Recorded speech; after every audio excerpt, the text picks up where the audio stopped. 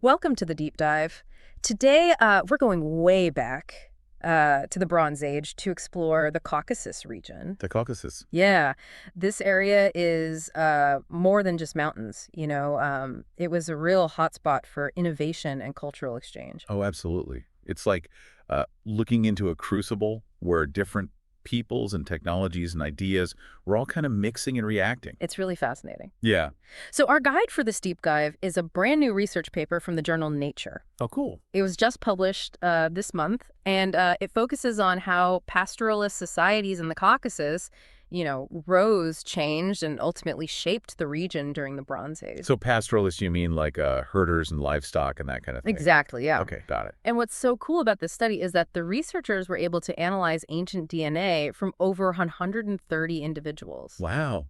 130. I know, it's amazing. Think about it. We're getting a glimpse into the genetic makeup of people who lived thousands of years ago. Yeah, that's incredible. And these individuals came from different archaeological sites scattered across the Caucasus, spanning a period of 6,000 years. 6,000 years. Yeah. That's mind-boggling. I know. So we're not just talking about like a snapshot in time, but a long, continuous story of how these populations evolved. So a real deep dive then. We're real deep dive. And remember, the Caucasus was a crossroads. It was a place where people from the east, west, north, and south all converged. So a real melting pot of cultures. Exactly. Okay, so let's start at the beginning, before the Bronze Age even kicked off. Who were the people living in this region? Okay, so imagine the Caucasus Mountains as this kind of dividing line. Yep. North of the mountains, you had groups of hunter-gatherers whose DNA links them to populations as far away as Karelia and Samara in present-day Russia. Wow, so their genetic reach stretched across a vast area of Eastern Europe. Oh, they were spread out, that's for sure. They seem to share a common ancestry with the group called Eastern Hunter-Gatherers, or EHG for short. Okay, EHG, got it. But south of the mountains, things get interesting there. You find a completely different set of hunter-gatherers, known as Caucasus hunter-gatherers, or CHG. CHG. Yeah. So even before the introduction of farming, the Caucasus Mountains were acting like this natural barrier separating these two distinct groups. It certainly seems that way, yeah. Now, fast forward to around 6,000 to 5,900 BC, Okay.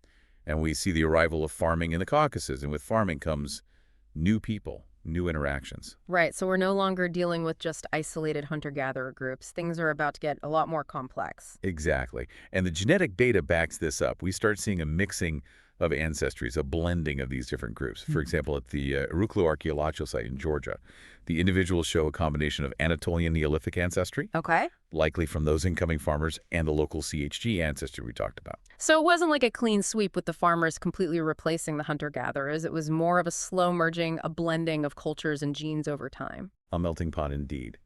And this mixing and merging becomes even more pronounced as we move into the Eneolithic period, roughly between 4,900 and 3,900 BC. Okay, so the Eneolithic is still before the Bronze Age, but things are heating up, so to speak. What kind of changes are we seeing during this period? Well, for starters, we see the emergence of what researchers call steppe ancestry in the Pontic-Caspian steppe, which lies north of the Caucasus Mountains. Ah, so north of those mountains where those Eastern hunter-gatherers or EHG were hanging out. Precisely. And this steppe ancestry appears to have formed from a fusion of the EHG and CHG groups, bringing together the genetic legacies of those original populations we talked about. So even though they were separated by mountains, these groups eventually found ways to interact and mix, creating this new steppe ancestry. It's fascinating, isn't it? And this is also the period when we start seeing the appearance of those impressive burial mounds known as kurgans. Kurgans. Yeah, they pop up on the landscape, marking the graves of these early pastoralists. Kurgans, wow. Aren't those burial mounds associated with many later cultures across Eurasia, so they have their roots way back in the Eneolithic? It seems so. And the evidence suggests that the people building these early kurgans were already practicing a form of pastoralism, relying on sheep and goats for their livelihood. So we're seeing the beginnings of those mobile herding societies that would become so influential in later periods. Exactly. And we even have some genetic evidence of early interaction between these emerging steppe people and those south of the Caucasus Mountains. There are individuals from a site called Nalchik who date back to this period, and they show this blending of steppe and Caucasus ancestries. So even though these groups were developing their own distinct cultures and economies, there were still connections, still exchanges happening between them. Absolutely. And this sets the stage for what I like to call the Maykop enigma, a period of even greater diversity and complexity in the Caucasus. Okay, now you've got me hooked. What makes the Maykop culture so enigmatic? Well, picture this. The Maykop culture arises in the Caucasus around the 4th millennium BC, bringing with it new cultural practices and technologies. But here's the twist. During this period, there were actually 5 genetically distinct groups, all living side by side. 5. Now that's what I call diversity. Okay, tell me more. What were these 5 groups? Let's start with the main Maykop group, which the researchers call Maykop Main. Okay. They were primarily located in the Caucasus Piedmonts, and their DNA shows a clear link to those earlier Caucasus Eneolithic individuals we talked about. So they represent a kind of continuity of the local population. What about the other 4 groups? Were they newcomers? All 4 of the other groups were steppe groups, each with their own subtle genetic differences.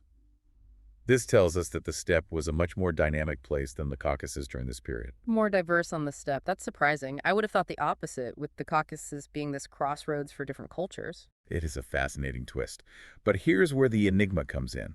Despite clear evidence of cultural interaction between the Maykop main group and the steppe groups, we see it in their shared burial practices and material culture.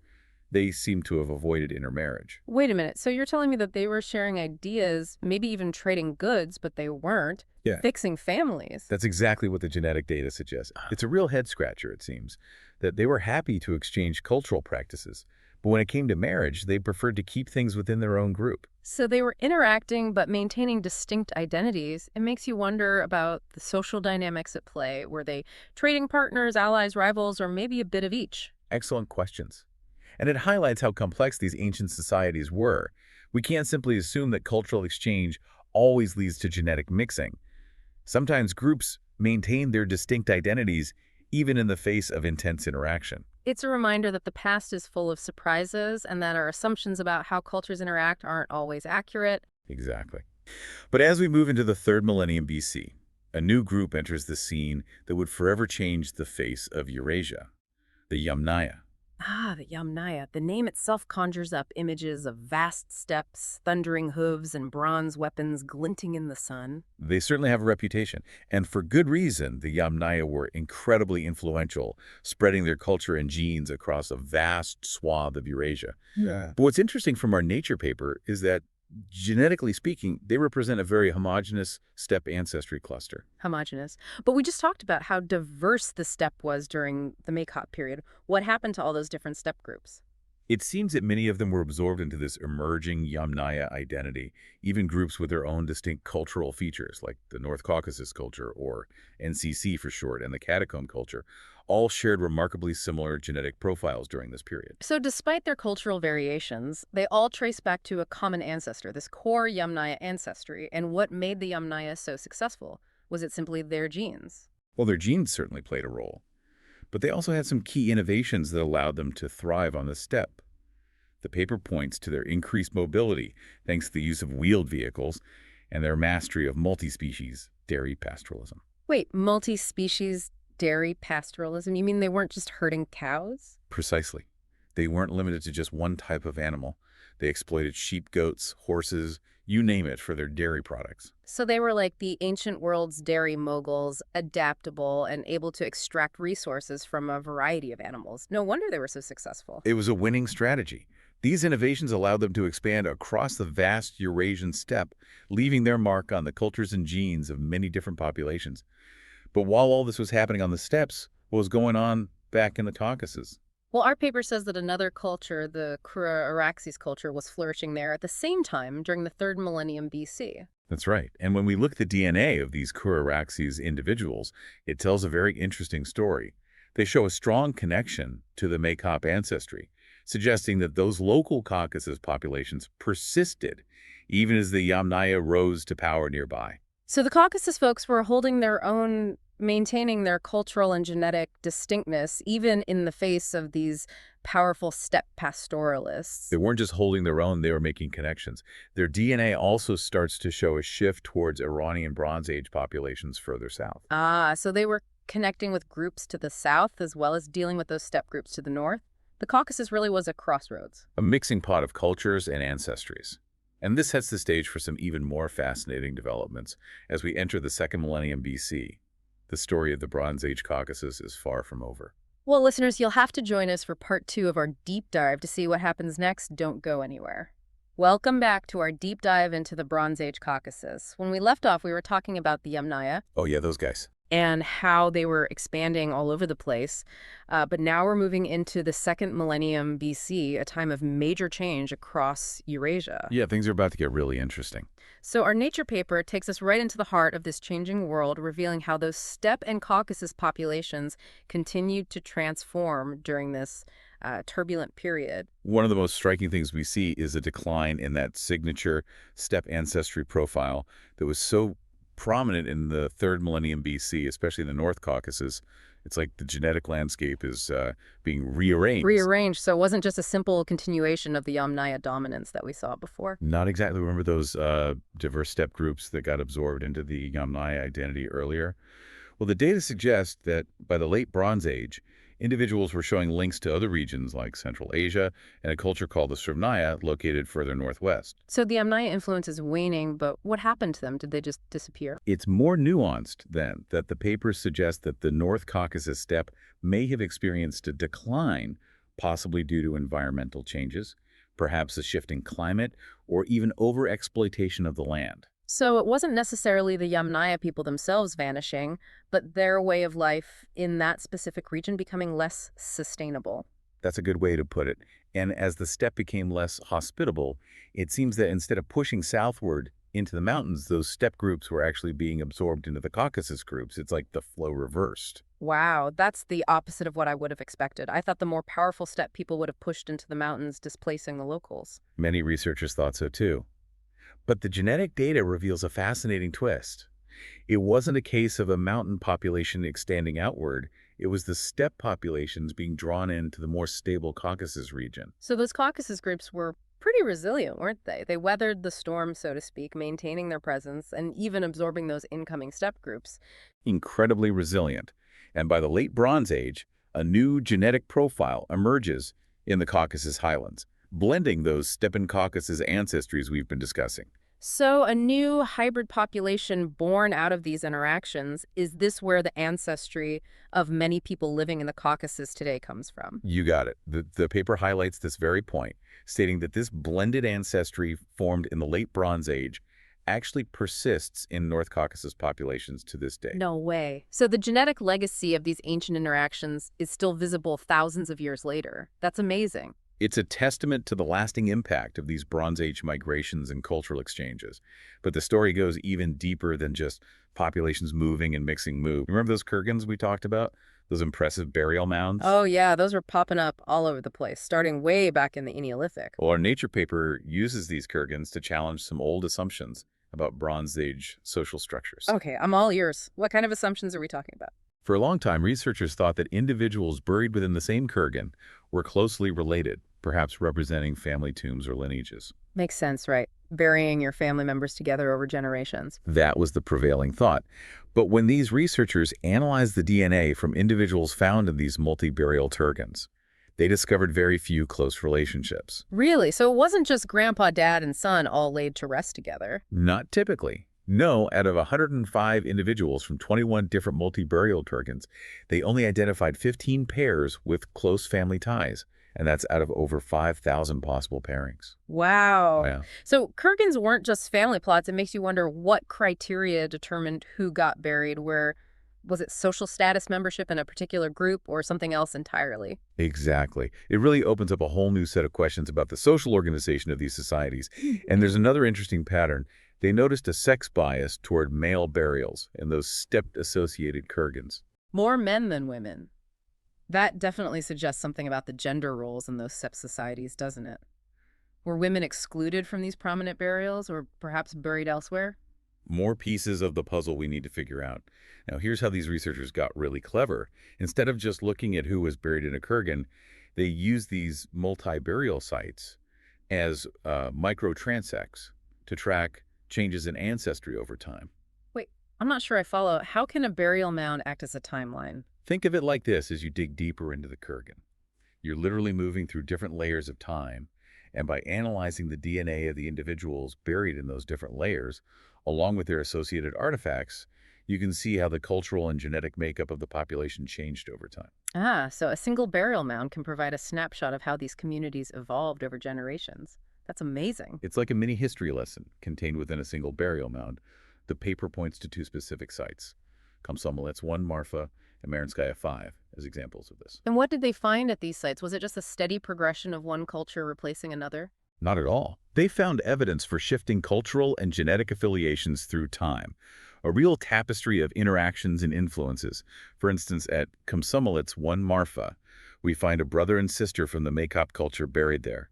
But later burials belonged to different cultures and showed distinct ancestries, highlighting the dynamic nature of these communities. So we're not just looking at big migrations and population replacements, but a complex interplay of cultures, ancestries, and social structures all happening within the same space. It's like watching a complex dance unfold through time. A beautiful analogy. Yeah. And to zoom in even further on these connections, the researchers used a technique called identity by descent, or IBD for short. Okay, remind me, what does IBD tell us again? It's a way of identifying shared segments of DNA between individuals indicating a common ancestor. And these ancestors don't have to be recent. We're talking hundreds, even thousands of years back in time. So we can trace these genetic connections that go way beyond immediate family relationships. That's incredible. The power of ancient DNA. And using this technique, the researchers were able to confirm some close relationships, like a grandfather-grandson pair buried at Meritskaya 5. So even though most kurgans weren't strictly family tombs, there were still instances where families or kin groups chose to be buried together. Exactly. But here's a key finding.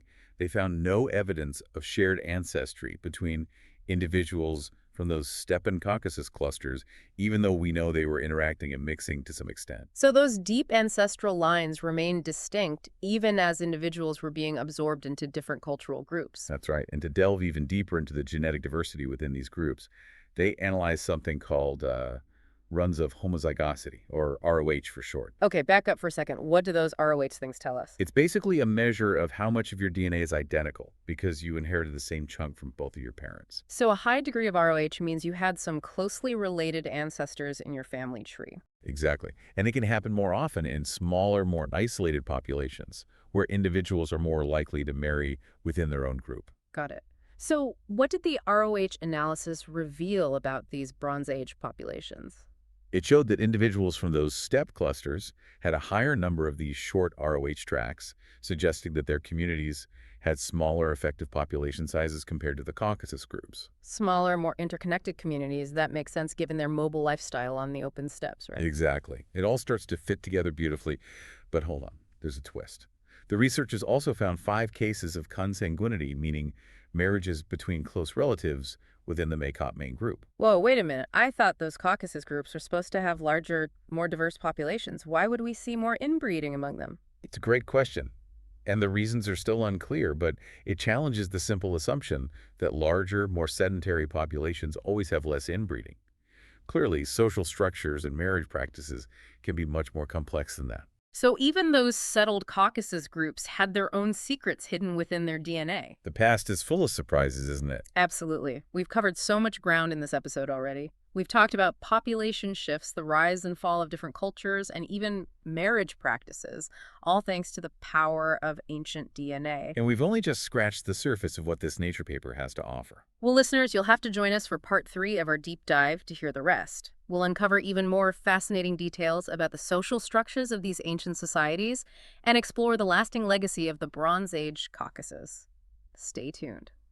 Welcome back to the deep dive. We're wrapping up our epic journey through the Bronze Age Caucasus. Yeah, it's been quite a ride. It has a region that's given us a glimpse into some seriously complex population dynamics and cultural exchanges. Yeah, it really highlights how much we can learn from ancient DNA. Yeah. It's like having a time machine Right. that lets us peer into the lives of people who lived thousands of years ago. I know. And in this case, it's helped us rewrite the story of those famous Bronze Age pastoralists. The Yamnaya. Yeah, revealing a much more intricate and surprising tale than we ever imagined. It's like all the pieces of the puzzle are finally starting to come together. It is. So let's recap a bit. We started by exploring the genetic landscape before the Bronze Age. Right, with Yeah. those distinct hunter-gatherer groups separated by the Caucasus Mountains. Yeah, the eastern hunter-gatherers to the north and the Caucasus hunter-gatherers to the south. And then came the arrival of farming. Right, which brought new ancestries and interactions leading to the development of those early steppe and Caucasus populations. Yeah, we saw how they mixed and merged, creating this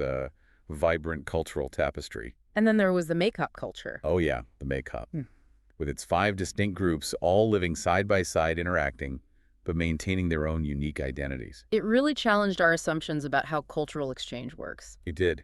And then, of course, we can't forget the Yamnaya. Of course, those influential pastoralists who spread their genes and culture across Eurasia.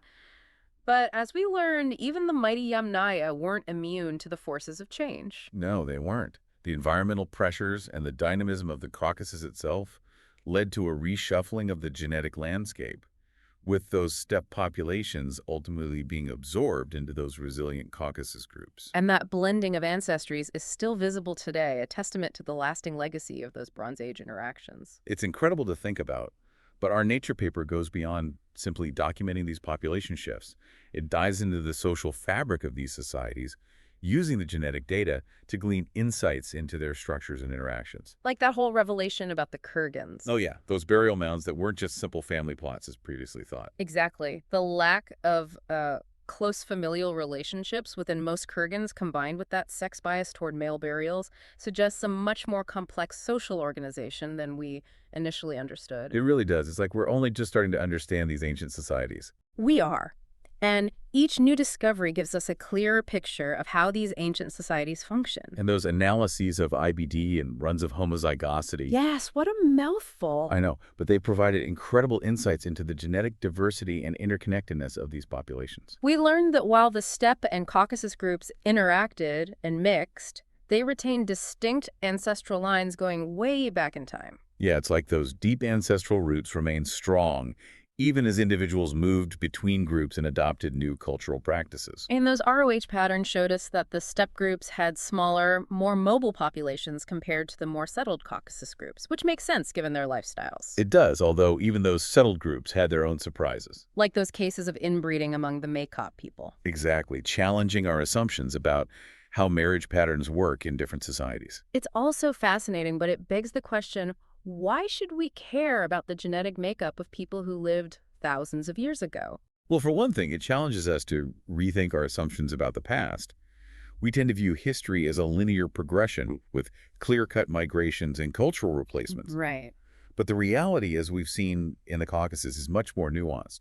It's a story of interactions, adaptations, and the persistence of deep ancestral connections. It's a story that continues to unfold today as the genetic legacy of the Bronze Age is still visible in the populations that inhabit the Caucasus region. Exactly. It's a reminder that we're all connected across time and space by these invisible threads in ancestry. And it underscores the importance of ongoing research in fields like archaeogenetics. Who knows what other secrets are waiting to be uncovered? So many questions still to be answered. There are. Well, that's all the time we have for today's deep dive into the Bronze Age Caucasus, but the exploration doesn't have to end here. No, it doesn't. If this journey has sparked your curiosity, we encourage you to seek out more information, read more research, and keep asking those thought-provoking questions. The past is full of surprises, after all. It is until next time, keep diving deep.